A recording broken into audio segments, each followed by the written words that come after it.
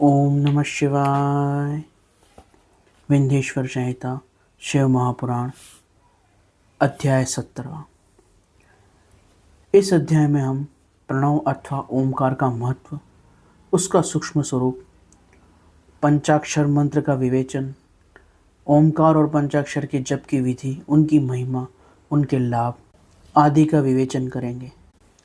शिवलोक की अनिर्वचनीय महान ऐश्वर्य का निरूपण एवं शिव भक्तों के सत्कार और पूजन की महिमा का अध्ययन भी हम इस अध्याय में करेंगे। ऋषि बोले, हे महामुनि, आप हमारे लिए क्रमशः प्रणव का महात्म्यम, पंचाक्षर मंत्र का महात्म्यम एवं शिव भक्त के पूजन का प्रकार बताइए। सूत जी ने कहा, हे महर्षियों, आप लोग तपस्या के धनी हैं। आपने ये बड़ा सुंदर प्रश्न किया, किंतु इसका ठीक उत्तर महादेव ही जानते हैं, दूसरा कोई नहीं। तथापि भगवान शिव की कृपा से मैं इस विषय का वर्णन करूंगा।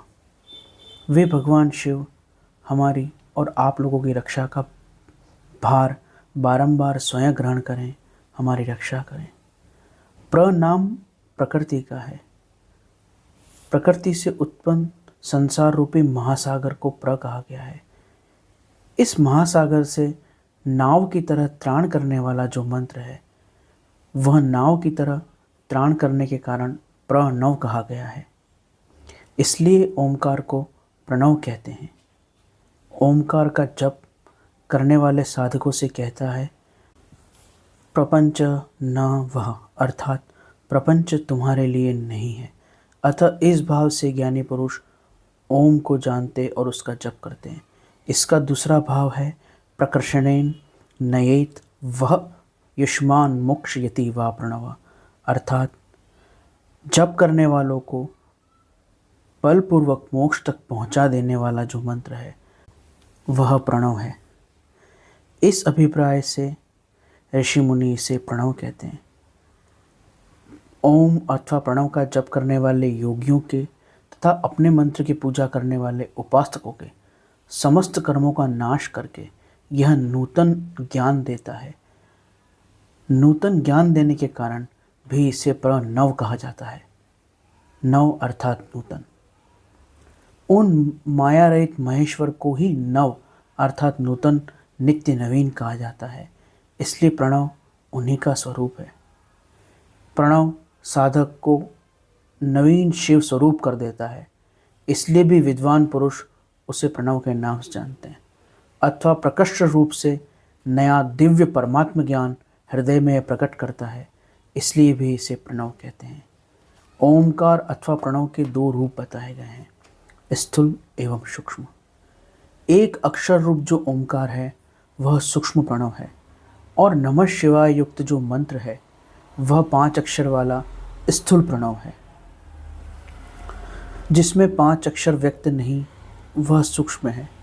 जिसमें 5 अक्षर सुस्पष्ट हैं, व्यक्त हैं, वह स्थूल है। जीवन मुक्त पुरुषों के लिए ओमकार रूप सूक्ष्म प्रणव के जप का विधान है। वही उसके लिए सारे साधनों का सार है।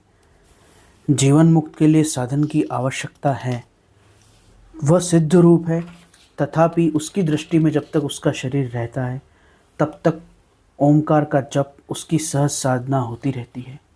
वह अपनी देह विलय होने तक प्रणव का जप करता रहता है और उसके अर्थभूत परमात्म तत्व का अनुसंधान करता है। जब शरीर पूर्ण हो जाता है, तब वह पूर्ण ब्रह्म स्वरूप शिव को प्राप्त कर लेता है, यह निश्चित है। जो अर्थ का अनुसंधान न करके केवल मंत्र का एकाग्रता पूर्वक जप करता है, मंत्र के नाद में, मंत्र के शब्द में समाधि और ध्यान करता है, उसे निश्चय ही योग प्राप्त होता है। जिसने 36 करोड़ मंत्र जप कर लिया हो, उसे भी अवश्य ही शिव योग प्राप्त हो जाता है। सूक्ष्म प्रणव भी ह्रस्व एवं दीर्घ 2 रूप होता है। अ, उ, म, बिंदु, नाद, शब्द, कला और कलातीत युक्त जो प्रणव है, उसे दीर्घ प्रणव कहते हैं। वह योगियों के हृदय में स्थित होता है। ध्यान के अभ्यास, त्राटक, ओम के मध्यम गति से होने वाले जप को दीर्घ प्रणव कहते हैं। मकार पर्यंत जो ओमकार है, जिसमें ह्रस्व जप किया जाता है और मकार का घंटनाद की तरह स्वर स्थिर किया जाता है, वह ह्रस्व प्रणव कहलाता है। ऐसा समझकर ह्रस्व प्रणव का जप करना चाहिए। जो अपने समस्त पापों का क्षय करना चाहता है, उसके लिए ह्रस्व प्रणव का जप अत्यंत आवश्यक है। ह्रस्व प्रणव का अर्थ है जहाँ पर ओम को नाद के रूप में घंटनाद की तरह स्थिर होकर एकाग्र जपा जाता है। इसे योग में उद्गीत प्राणायाम भी कहते हैं। एवं जप के स्वरूप में इसे ह्रस्व प्रणव का जप कहा जाता है। अकार, उकार, मकार, बिंदु, नाद, शब्द, कला और कलातीत युक्त जो प्रणव है, जिसे मध्यम गति से ओम ओम इस प्रकार जपा जाता है और इस प्रकार जप पूर्वक भगवान के विग्रह में अथवा उनके निराकार स्वरूप में अथवा उनके बिंदु स्वरूप में, यंत्र स्वरूप में एकाग्रता की जाती है, उसे दीर्घ प्रणव कहते हैं। पृथ्वी, जल, तेज, वायु, आकाश, ये 5 भूत तथा शब्द, स्पर्श आदि इनके 5 विषय, ये सब मिलकर मनुष्य की कामना के विषय हैं। इनसे संबंधित वस्तुओं की आशा लेकर मन में जो कर्म अनुष्ठान में लोग प्रवृत्त होते हैं, वह प्रवृत्ति मार्गी कहलाते हैं। और जो निष्काम भाव से शास्त्र कर्म का अनुष्ठान करते हैं, वे निवृत्ति मार्गी कहे गए हैं। प्रवृत्ति मार्गी पुरुषों को ह्रस्व प्रणव का जप करना चाहिए, जहाँ पर पूजन है, विधान है, ध्यान है और जप की मात्रा मध्यम गति से है। व्यक्तियों तथा अन्य मंत्रों आदि में इच्छा अनुसार शब्द और कला से युक्त प्रणव का जप करना चाहिए। वेद आदि में दोनों संध्याओं की उपासना के समय ओमकार का जप करना चाहिए। और जो निष्काम हैं, जिन्हें केवल ज्ञान और परमात्मा और भक्ति से ही अर्थ है, उन्हें ह्रस्व प्रणव का जप करना चाहिए। लंबे नाद के रूप में शिव स्वरूप मंत्र में ही समाधिस्थ हो जाना चाहिए। उन्हें अन्य विधानों की उतनी आवश्यकता नहीं।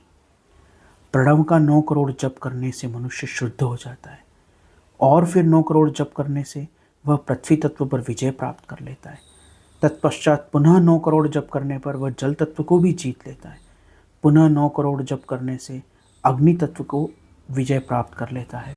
इस प्रकार क्रमशः 9 करोड़ जप करते हुए वह वायु एवं आकाश तत्व भी अपने अधिकार में कर लेता है।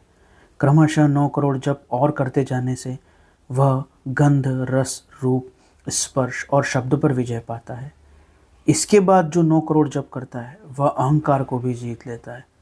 इस तरह 108 करोड़ प्रणव का जप करके वह सिद्ध योगी पुरुष योग का लाभ करता है। उस शुद्ध योग से युक्त होने पर वह जीवन मुक्त हो जाता है। सदा प्रणव का जप और प्रणव रूप शिव का ध्यान करते करते समाधि में स्थित हुआ वह महायोगी साक्षात शिव ही है, इसमें संशय नहीं है। प्रवृत्ति तथा प्रवृत्ति से निवृत्ति मिश्रित भाव वालों के पुरुष के लिए ओम नमः शिवाय युक्त प्रणव का जप ही अभिष्ट साधक होता है। जिन्हें दुनियादारी से काम है, उन्हें ओम नमः शिवाय अथवा नमः शिवाय रूप प्रणव को जपना चाहिए। उनमें ओमकार की मात्रा कम रखनी चाहिए। ओम साक्षात शिव है, इसकी ऊर्जा बहुत अधिक है। अतः क्रिया, तप और जप के योग से शिव योगी 3 प्रकार के होते हैं, जो क्रमशः क्रिया योगी, तप योगी और जप योगी कहलाते हैं। जो धन, साधन आदि से पूजा करके, नमस्कार करके इष्ट देव की आराधना करता है, वह क्रिया योगी कहलाता है। जो इस प्रकार की पूजन विधान भक्ति के समय परिमित भोजन करता है, व्रत, नियम, ब्रह्मचर्य, मौन का पालन करता है, इंद्रियों को जीत कर अपने मन को वश करता है, दूसरों से ईर्ष्या, द्रोह, राग आदि नहीं करता है, वह तप योगी कहलाता है। और जो इन सभी सद्गुणों का पालन करता है, सदा शुद्ध भाव से रहता है, समस्त काम आदि दोषों से, क्रोध आदि दोषों से निरंतर रहित हो गया है, वह शांत चित्त से निरंतर जप करता रहता है और भगवान के मंत्र में समाधिस्थ रहता है, वह जप योगी कहलाता है। जो भी मनुष्य विभिन्न उपचारों से शिव भक्तों की, ऐसे शिव तत्व में स्थित हो चुके महान सिद्ध योगियों की पूजा करता है, शिव भक्तों की पूजा करता है, वह उनकी कृपा से सालोक्य आदि उत्कृष्ट मुक्ति को प्राप्त कर लेता है। अब मैं जप योग का वर्णन करता हूँ, तुम ध्यान देकर सुनो। तपस्या करने वालों के लिए जप आवश्यक है, क्योंकि वह जप अपने आप को सर्वथा शुद्ध और निष्पाप कर देता है। नमः शिवाय पंचाक्षर मंत्र है, इसे शिव पंचाक्षर कहते हैं। यह स्थूल प्रणव है। इस पंचाक्षर के जप से मनुष्य को सिद्धि प्राप्त हो जाती है। पंचाक्षर मंत्र आदि में ओंकार लगाकर उसका जप करना चाहिए। गुरु के मुख से पंचाक्षर मंत्र का उपदेश पाकर सुखपूर्वक निवास किया जा सके, ऐसी भूमि पर शुक्ल पक्ष से आरंभ करके कृष्ण पक्ष की चतुर्थी तक निरंतर जप करना चाहिए। जप के काल में प्रतिदिन केवल एक समय परिमित भोजन करें, मौन रहे, क्रोध ना करें, किसी से राग ना करें, किसी से द्वेष और प्रतिस्पर्धा ना करें, इंद्रियों को वश रखें, क्रोध ना करें, अपने स्वामी माता पिता इनकी सेवा करें और नियमों में रहकर इस प्रकार जप करने वाला पुरुष 1 सहस्त्र जप करके शुद्ध हो जाता है। निरंतर इस प्रकार जप, ध्यान और शिवाराधन में लगा हुआ भक्त साधक शिव स्वरूप हो जाता है। इस प्रकार विंध्येश्वर संहिता शिव महापुराण का अध्याय 70वां का प्रथम भाग यहाँ संपूर्ण हुआ। 70वें अध्याय के अगले अंक में हम भगवान शिव के जप, उस जप के फल आदि का वर्णन पढ़ेंगे। शेष अगले अंक में। ओम नमः शिवाय।